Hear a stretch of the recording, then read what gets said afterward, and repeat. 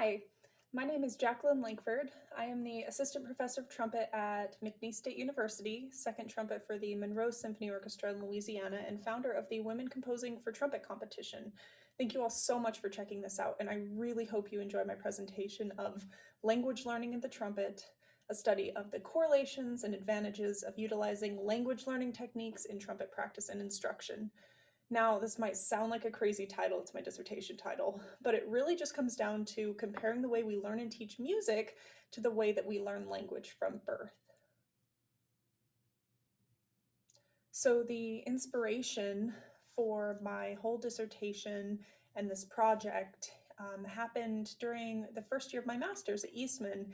I took a music education course with Kathy Liberotti, and it changed my whole perspective on teaching and learning, but this was particularly impactful after I experienced a video she showed during one of our classes. So I'm going to show you this video and let you come up with your own opinion of what's happening before I tell you any more about it. Check it out.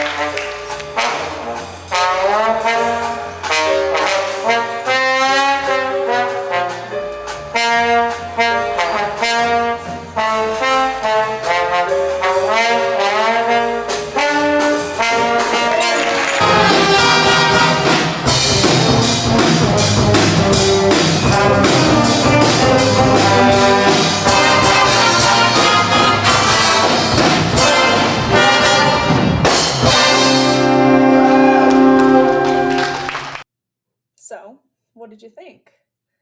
So this was actually an elementary school jazz band, Buckman Heights Elementary School in New York. Every single one of those students was either a fourth or fifth grader. Not a single one of those students received private lessons during school or otherwise. And I also want to point out that these students were actively participating in improvisation. And the mastermind behind this ensemble is Dina Alexander. So she is credited as being the first music educator to demonstrate the extraordinary effectiveness of teaching beginning instrumental music using the Jump Right In instrumental series. So this was a method developed by the Eastman School of Music professors of music education, Dr. Richard Grunow and Dr. Christopher Azara. And Jump Right In is a sound before sight approach to teaching beginning instrumental music, and it's totally grounded in Edwin Gordon's music learning theory, which we're going to talk about a little bit later.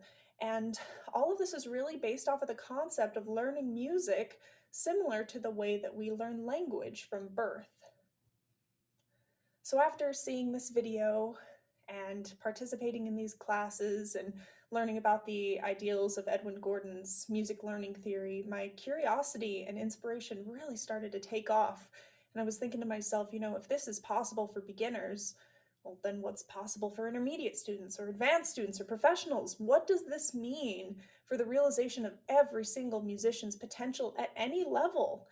And that brings me to the purpose of this whole presentation, which is to examine the effects of learning music similarly to the process through which humans learn language. So all of this in mind raised a couple of questions. The first being, what are the correlations between language learning and music learning? What do they have in common? And the second one is, how can the ideas of language learning be used to maximize the effectiveness of the music learning process? And that's what we're going to dive into today. So in order to compare the ideas of language acquisition and music learning, first we need to understand what language acquisition actually is. So to put it very simply, language acquisition is how a person learns language from birth. And the whole point of this is so that we can become a member of a community of speakers. So, in order to function in today's society, we have to be able to communicate with others, and we as humans do this through speech. Each human experiences different levels of speech ability throughout their lives, and they're divided into the stages of language acquisition. So, the first stage is pre-production. This is very young infants, very early in life, where they're listening to the world around them and experimenting with sounds, experimenting with their vocal cords. The second stage is early production, so first words and beginning to understand that cat means that big fuzzy thing over there in the corner frowning at them. The third stage is speech emergence, so putting words together, such as mama up if they want up, so not complete sentences yet, but you get the idea of what they're saying, or bad kitty, something like that. The fourth stage is intermediate fluency. So being able to speak, they can talk in complete sentences now, but they don't have an understanding of syntax or grammar or anything like that. And the final stage, stage 5, is advanced fluency. And this is the addition of syntax and grammar understanding. You can really dive into the theoretical components of speech. So learning language is a very natural process, and music should be the same way. This concept of trying to find the most effective way to teach music is obviously not new by any means. Throughout history, there have been many educators, theorists that have studied the concepts of teaching music using a natural process, and they have had very successful applications of their ideas. Here are a few examples of people who have made a major impact on the music world with their pedagogical innovations. The first is Émile Jacques Dalcroze, Swiss composer who lived from 1865 to 1950. So his thing was eurythmics, and the whole point of that was to introduce students with a variety of musical backgrounds to musical concepts through movement without a specific performance-related goal. It's just to experience music for the sake of experiencing music. The second is Karl Orff, a German composer who lived from 1895 to 1982, and his thing was engaging students' minds and bodies through singing, dancing, acting, and the use of percussion instruments such as xylophones, metallophones, and glockenspiels, aka the Orff instruments that we've all seen. Number 3 is Zoltán Kodály, Hungarian composer who lived from 1882 to 1967. So Kodály was appalled by the standards of the children's singing in Hungary and was inspired to do something to improve the entire music education system in Hungary. So, with his ideals, children are first introduced to musical concepts through experiences such as listening, singing, or movement. And it is only after the child becomes familiar with a concept that he or she learns how to notate it. 4 is Shinichi Suzuki, Japanese musician who lived from 1898 to 1998, and he incorporated a lot of the previous ideals, but also chose to include parent responsibility, loving encouragement specifically, and constant repetition. And he also believed that any child can learn. This isn't something that was just offered to the elite. This isn't something that's just offered to children with long fingers or tall or anything like that. Any child can learn. And 5, Edwin Gordon, American teacher, author, researcher who lived from 1927 to 2015. His primary objective was the development of students' tonal and rhythmic audiation. So audiation, a term that he coined, meaning being able to hear sound and rhythm internally. And through audiation, students are able to draw greater meaning from the music they listen to, perform, improvise, and compose. So this brings us to my connections between language and music learning.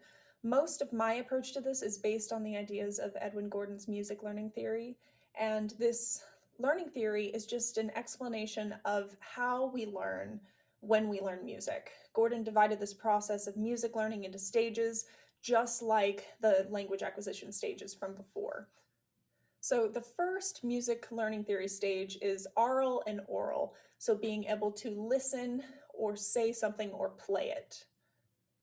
The second is verbal association. This is the introduction of context. This context has always been there, but now they are made aware of it. The third stage is partial synthesis. So this is ability to identify familiar things.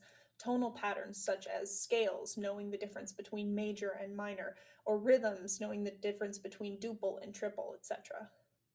The fourth stage is symbolic association and composite synthesis. So this is the introduction of notation and relating it to what they know. So notice this is the first time that these students are going to have anything written in front of them.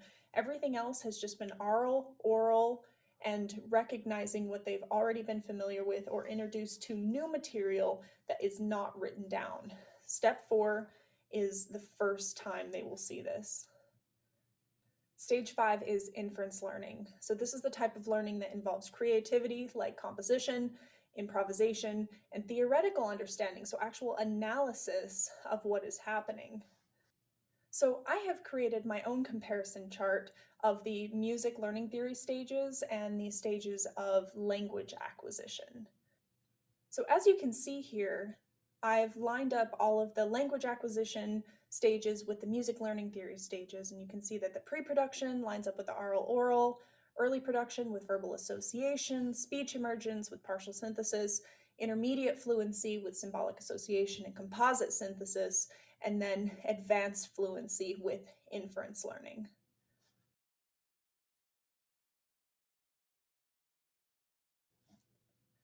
Why do we need to look at the literature? So most of what we learn and teach comes from literature of some kind. Understanding what is out there, what it has to offer, and how to use it is really important for making the best decisions for ourselves as well as our students. The first literature we're going to look at are beginning band method books, since this is where the learning process typically begins for most students in the United States. And these are some of the most commonly used. The first book is the Yamaha Band Student Method book. So there are some really good things about this. The fingering charts in this book are excellent. They're really straightforward, easy to read, well done. And there are some really good explanations of music theory. You have explanations of what the staff is, bar lines, whole notes, etc.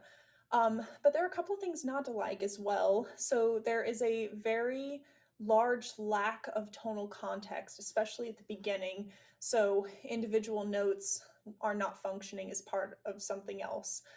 It's a little bit boring with just whole notes, very long notes followed by very long rests. Students are going to get bored, and there's little variation as far as that's concerned. When you learn a new note, it's the exact same exercise again, but with a different fingering this time.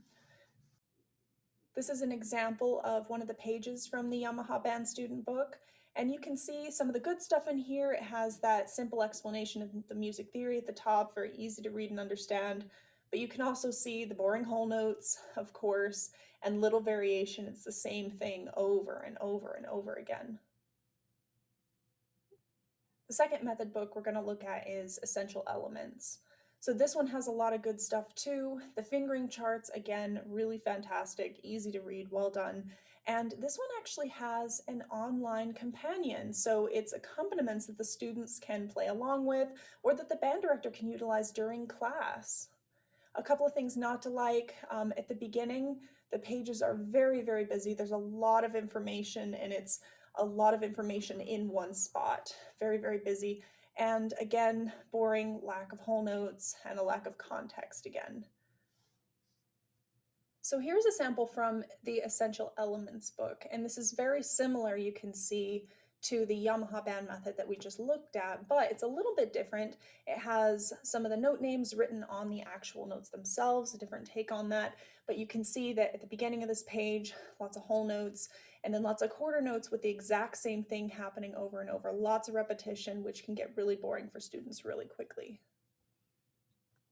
What concerns me about these books is that students from day one are given these books and an instrument and expected to hold the horn, play the right fingerings, count, watch the director, tap their foot, read the music, breathe, play with a proper embouchure, and then all they get to do is play whole notes?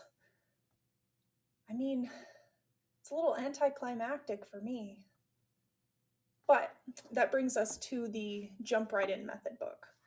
So Jump Right In, this is a very different approach, and this book would ideally be introduced at the symbolic association stage of the learning process, introduction of actual symbols, reading music, but it can still be effective when it's used as a beginner band method book for students who do not yet have the experience with music.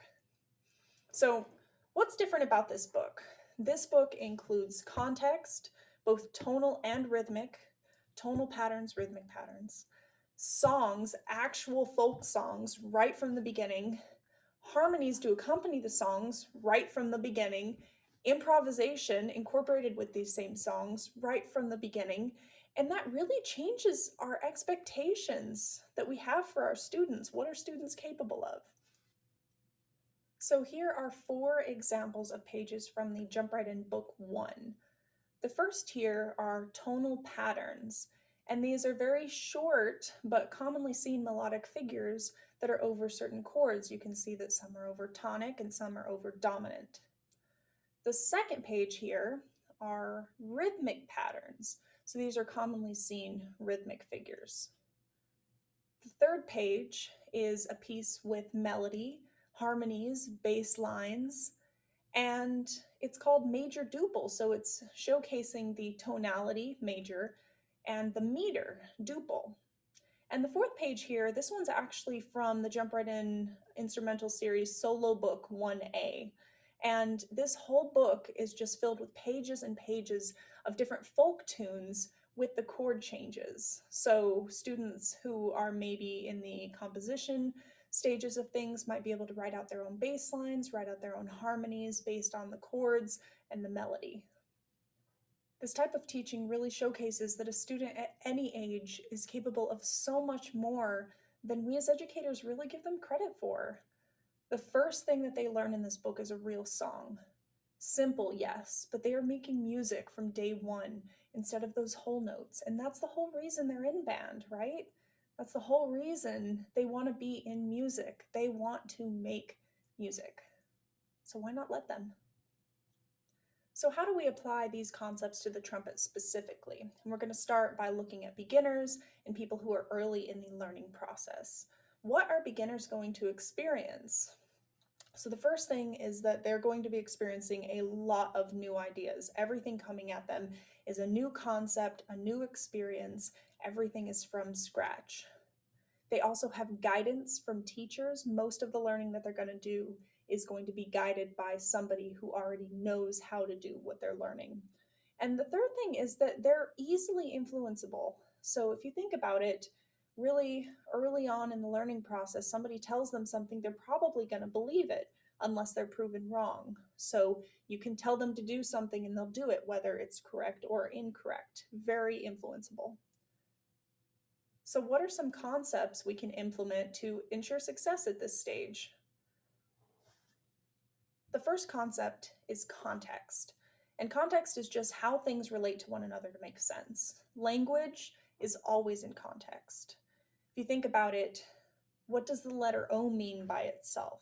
It means nothing. It's just a letter. But when you combine it with different letters, you can create any word like moon or growl. It functions different ways based on how it's combined with other things. It's given context. And in music, that's the same as the significance of a G in the staff.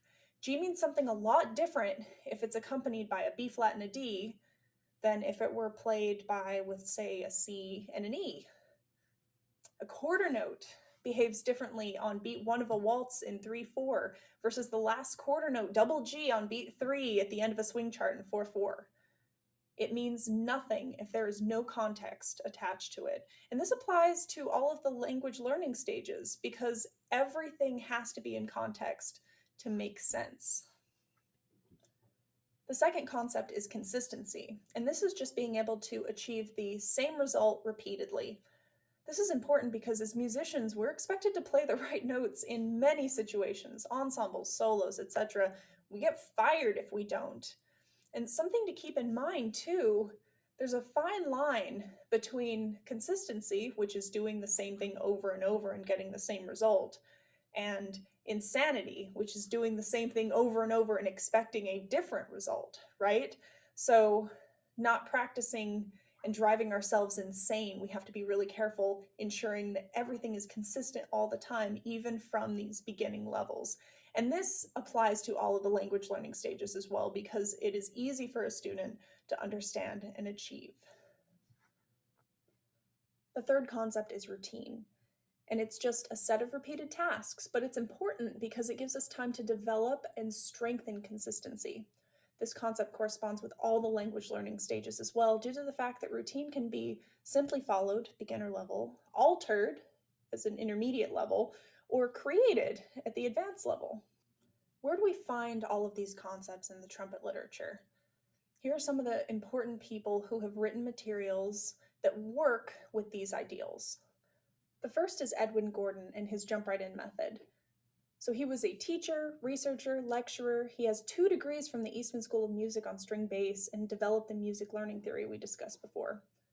The concept he really embodies in this book is context. It is necessary for understanding things because they don't mean anything unless they're in context. This is done by teaching context through pattern recognition. So the human mind groups things to understand them. If you think about you're driving down the road and you see a bunch of ducks on the side of the road, you don't say, oh, look, a duck. Oh, another duck, another duck. Oh, it must be a group of ducks. You don't say that. You just say, oh, look at all those ducks. Your brain automatically groups them together as multiple ducks. And the same thing should happen with music, because music is really only made up of 3 things. It's either a scale, an arpeggio, or a larger interval. So if you group things that way, it gives you less to think about and ultimately makes the function of the notes more obvious, potentially leading to more easily achievable musicality, which is what we want in the end. We want to be as musical as possible, and this lends itself to that. Here's some examples from Edwin Gordon's jump right in method again. So you can see on the first page here, we have seen this before, but these are examples of context as far as tonality, because these are the tonal patterns. And on the next example, you can see that major duple is telling you what the context is. Major meaning the tonality, and duple meaning the meter. Another person who has created materials that lend itself to these ideals and concepts is Pancho Romero. So, New Mexico State University professor of trumpet, recently retired, and I say retired because he's always working hard, he's still teaching, and wonderful human being, extraordinary player, phenomenal teacher, really extraordinary. He's also the principal trumpet of the Las Cruces Symphony Orchestra, and he created his trumpet daily routine. And this is a 5-day routine that he does with his students every single morning of the weekdays at 7:30 a.m. And his concept that's embodied in his daily routine is just that, routine, repetition. So doing the same things over and over and developing consistency. And he also teaches how to develop a relevant routine later on. And the key word here is relevant. So in the beginning, he gives everybody the same routine. They're working on all of these really good fundamental concepts. And then as they excel and they get better, they are able to incorporate things to make it more personalized to them. So a relevant routine. Here are some examples from Pancho Romero's daily routine. The first is long tones and articulation, and the second is major, minor, 7th arpeggios. So this routine embodies every single fundamental concept you could possibly imagine. These concepts of context, consistency, and routine are really necessary for any level musician. If any of these are lacking, there will always be something missing from the learning process, resulting in a poor musical product. When it comes to the advanced and later stages in the learning process, things change a little bit from what the beginners experienced. The first is self-instruction. So leading the learning yourself, unlike with the beginners where they're led by an actual instructor. A teacher might assign a student etudes in college, but most of the learning happens with the individual alone. The second thing are tendencies, which are strong habits from years of habit building. So playing sharp, bad hand position, tension, all those things. The third are assumptions, thinking that you're perfect, the typical trumpet player mindset, but thoughts like, oh, I'll get that. I really don't need to work on that. That's not that hard. I'll get it. And not actually taking the time to really get it, or thinking, it's a slow section. I don't need to play through it as much as the crazy stuff. Well, maybe you do. So what are some of the concepts we can use here at this stage to ensure success? The first concept is present time. So present time is a very simple concept, staying in the moment. Not thinking about the past, not thinking about the future, not thinking about the high C that you have coming up or the low G that you just cracked. And this is so important because there's a lot to do in a piece of music, and you can only control what is happening at that very second. And this, actually, as simple of a concept as it sounds, is quite difficult because of a couple of things. First, you have attention span, and attention span is something that's only as long as you train it to be. If you think about it, when's the last time you read a whole novel versus reading an Instagram clip that's one sentence long or maybe half a sentence? And there are also tons of distractions that you'll experience when you're trying to stay in the moment. So maybe somebody's coughing in the audience, or maybe somebody else in the orchestra missed a note and it threw you off. The corresponding language stage with present time is advanced fluency, because this is an advanced concept that you have to be aware of and actively work toward. A little advanced for a beginner. The second concept, habits. So habits are something ingrained into your subconscious that you rely on to function whether you're aware of it or not. And this is important because habits are the basis of everything we do, so our minds can focus on the more important or urgent matters. Now here's a question. Can you break a habit? And the answer is no. So, for example, think about the way you walk. Do you ever actually think about the way you walk when you're walking? You don't. You think about where you're going. If you wanted to change the way you walk, for some reason, if you decided to walk pigeon-toed, okay, you're thinking about it, and as soon as you forget about it, what happens? You go back to walking normally. So the only way to change that is going back to the idea of present time and being in the moment, purposely changing it, because the only way to technically break a habit is to build a stronger one to overpower the old one through the use of present time. But old habits can come back if you don't keep strengthening the new habit. They can also come back with previous music that you've worked on that old habits are attached to, or other things that you've done previously. So the concept of habits actually applies to all of the language learning stages, because habits can be intentionally or unintentionally formed at any level, but building new ones to overpower old ones is at the most advanced stage because of the comprehension required to implement those changes.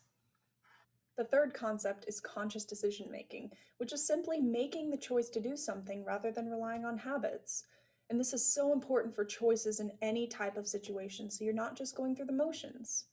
There are some dangers to conscious decision making, specifically technology and social media, because it kind of tells you what to think and it has you scrolling, just going through the motions for hours.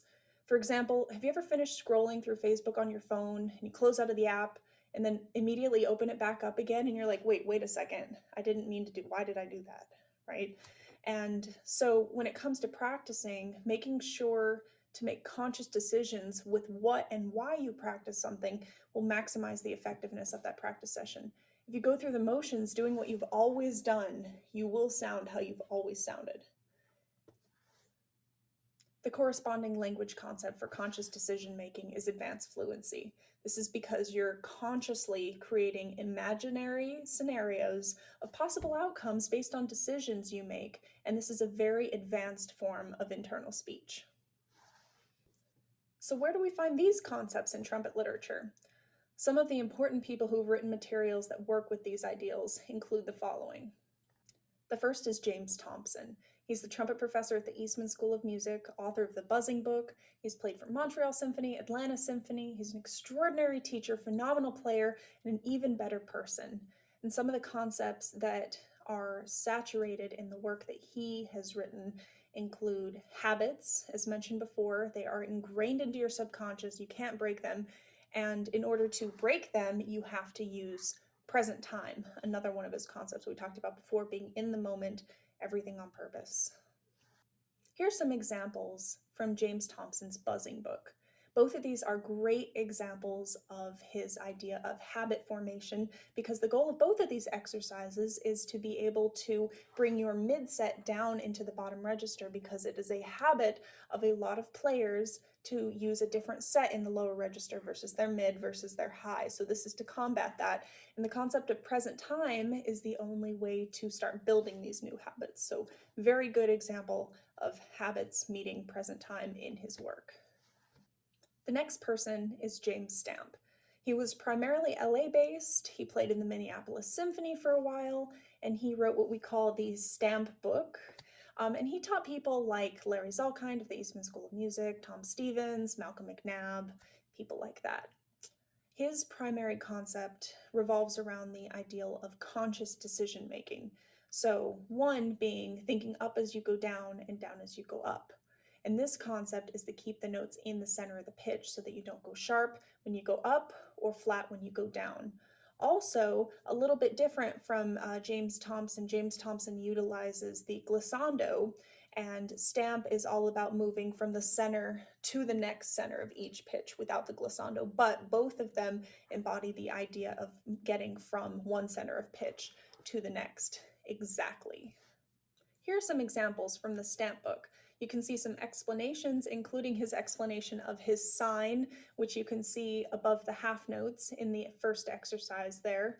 And the whole point of them is to not anticipate the direction you're about to go, to not go flat when you're about to go down to a note, to not go sharp as you're approaching a note, and so on. Next, I'm going to present two pieces from the trumpet repertoire, one beginner level piece and one advanced, with the goal of showcasing how to utilize these language learning techniques to maximize results. So when a beginner typically approaches a piece, they will run it through without tempo, there will be incorrect rhythms, no consideration of key, aka no context at the beginning, right? They also start over when they mess up, and they're practicing the same mistake repeatedly, so they're building bad habits from the beginning. And they also like to play what's easy because it's fun, and they avoid what's hard because they don't want to sound bad around their friends. This leads to long-term problems if they're practicing in this typical way because they're learning it wrong, building strong bad habits, and they're not even looking at the difficult sections. Very typical of a beginner player. So how should a beginner be approaching a piece? To figure this out, we're going to be looking at Lyra from the Trumpet Stars series by Vandercook. The first things they should be doing are establishing context, so key and meter, and then establishing tonality. Is it in a major key? Is it in a minor key? Understanding what that sounds like. Using a metronome for time, using pattern recognition, what they already know, to make a little bit easier. We talked about previously music being made up of three things: scales, arpeggios, larger intervals. Can they find those in the piece? Looking for repeated material. Is there something that they will learn at the beginning that comes back later on? And always practicing at a tempo they can play perfectly. And when I say perfectly, I think there are different levels of perfection that can be achieved. So perfectly for a beginner student is going to be getting the right notes and the right rhythms with a good sound. And then moving on to the next thing, maybe adding perfect articulations, and then maybe adding really good dynamics, and so on and so forth. So it keeps getting better and better gradually. So this is an analysis of my approach to Lyra, which we saw previously with no markings on it. And obviously, as a teacher, I would not write this in my students' part. If they felt like they needed to, fine. But this is a breakdown of kind of how I would go over the piece with my student. And notice that the scales are highlighted in yellow, the arpeggios are highlighted in pink, the larger intervals circled with a blue pen. The purple is just terminology, important things like ritardondos, fermatas, the DS and the sign, trio, etc. There are a couple of things in pencil, like 4-bar repeated material at the beginning, whether it's rhythmic or melodic, more repeated material at the coda, knowing that in a trio section, it's typical to add a flat, pointing that out from the beginning. And all of this is really establishing, like we talked about previously, the concept of context. And once we establish context and they understand everything, they're able to be consistent, develop a routine from that, and that stems into a very, very effective method of practicing this piece.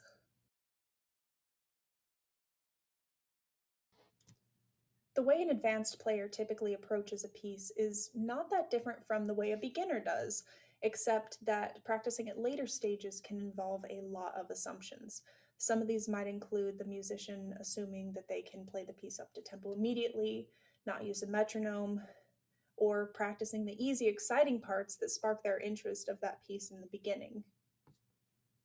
Long-term problems with the typical way that a student would learn that piece at this advanced level is learning it wrong from the beginning, building strong bad habits and ignoring the difficult sections. So notice that it's very, very similar to the way that the beginners are doing this, which makes sense because beginners eventually become advanced.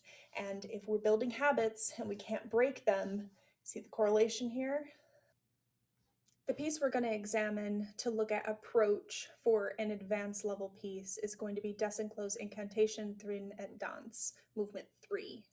So the approach to this piece is going to be very similar to the way a beginner would approach it, but this advanced musician will have more abilities and a better understanding of the theoretical ideals behind the music. An advanced player should be especially aware of their tendencies, including things such as pitches that tend to be out of tune on their horn, compressing 16th notes, rushing easy passages, etc., etc. So as they're learning this, thinking about context first, using a metronome for time, pattern recognition using what they already know. Music is still made up of those three things, the scales, arpeggios, and larger intervals, looking for repeated material that you already know, but maybe you can make it more interesting if it's repeated later on, and then practicing at a tempo that you can play it perfectly every single time, because if you only get perfect repetitions, you're only building perfect habits. So this is my approach to movement 3 of the Desenclose. You can see that the primary two concepts listed in the upper right-hand corner are present time and conscious decision making. And habits aren't listed in here, but both of those concepts of present time and conscious decision making directly lend themselves to the creation of good, strong habits. So you can see all the pink sections in here are places where this is what I would be thinking if I were working on this myself, are places that I need to make conscious decisions. So for example, the very first A that you see there after the G sharp, getting down far enough to that because I don't get far enough down into the center of the pitch. Same with the F sharp. That's one of my tendencies when I have a jump down, not getting far enough into it. Present time, you can see the first little present time lick there in the third line starting on the A flat. It's a little bit tricky as far as notes go. It's not really a consistent scale or anything, so staying in the moment and really looking at every single note is the way that I do that. Conscious decision making as far as breaths and breaks, and you can see in the pencil too, deciding if I want a breath or not. I mean, I can be more specific with that for sure, but thinking about the notes, crescendo and energy, making sure that I keep the tempo down in some places, staying focused, not too fast, looking at the notes. Everything is on purpose, because if I was just going through the motions when I was learning this, it would end up being something that was a complete mess, bad habits, not as strong as I would want it to be. And that's the approach that you have to take when you are later on in this learning process, still building on the previous habits of before involving context, but really making sure that you're staying in the moment, conscious decision making, not letting your own tendencies and bad habits creep back in. So with all of this in mind, I decided that the conclusion for this project and my dissertation should be that a child learns language through an instinctual process. Listen, absorb, and attempt imitation until they develop enough of a vocabulary to communicate and read. Evidence from educators and theorists shows us that this mirrors how a person should learn music. In order to maximize results of the music learning process, incorporation of the language acquisition ideals is necessary not only at the beginning of one's musical journey, but also into the later years of higher level learning. Through this, a musician can achieve maximum results with any music learning endeavor, ultimately presenting the true opportunity for expression through music. Thank you so much for watching. I hope you enjoyed this as much as I did, and a big thank you to ITG for this opportunity. This really means a lot to me. If you have any questions or comments or feedback, all of my information for contact is listed below. Thank you so much again. Have a great rest of your day.